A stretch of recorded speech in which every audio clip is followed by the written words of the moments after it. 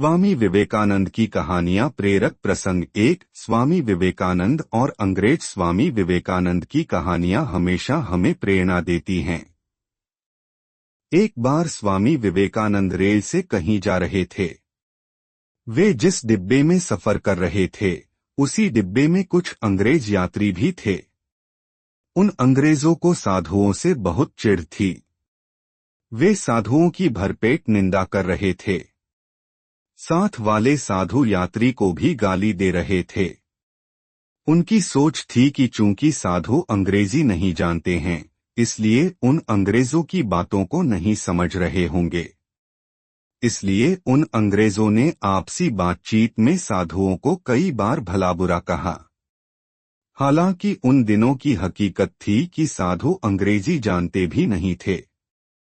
रास्ते में एक बड़ा स्टेशन आया जहां विवेकानंद के स्वागत में हजारों लोग उपस्थित थे, जिनमें विद्वान एवं अधिकारी भी थे। उन्होंने यहां उपस्थित लोगों को संबोधित करने के बाद अंग्रेजी में पूछे गए प्रश्नों के उत्तर भी अंग्रेजी में ही दिए। अंग्रेज सहयात्री ये सब देख रहे थे। ये देखकर रेल में उनकी बुराई कर रहे उन अंग्रेज यात्रियों को सांप सूंघ गया। अवसर मिलते ही वे विवेकानंद के पास गए। उन्होंने नम्रतापूर्वक पूछा कि क्या आपने हमारी बात सुनी? स्वामी जी ने सहजता से जवाब दिया। उन्होंने बताया कि उनका मस्तिष्क अपने ही कार्यों में व्यस्त था, इसीलिए उन्हें लोगों की बात सुनने का अवसर नहीं मिला। उनका यह जवाब अंग्रेजों को शर्मसार कर गया। अंग्रेजों ने चरणों में झुककर क्षमा याचना की। वे स्वामी जी के प्रति आदर भाव दिखाने लगे।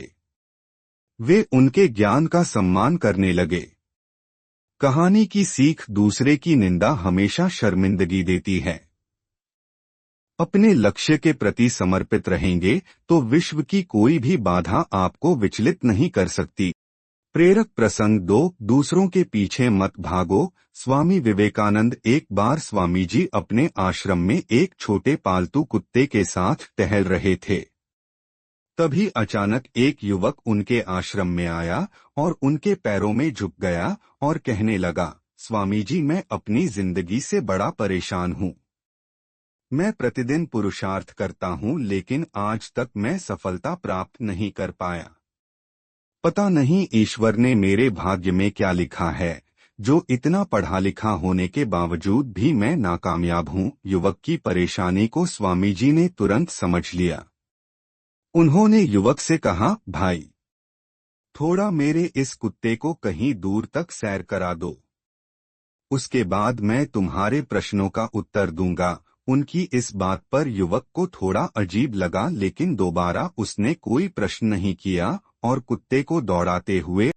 प्रेरक प्रसंग 3। स्वामी विवेकानंद और फ्रांसीसी मेजबान। स्वामी विवेकानंद अमेरिका के शिकागो में अपना ऐतिहासिक भाषण देने गए हुए थे।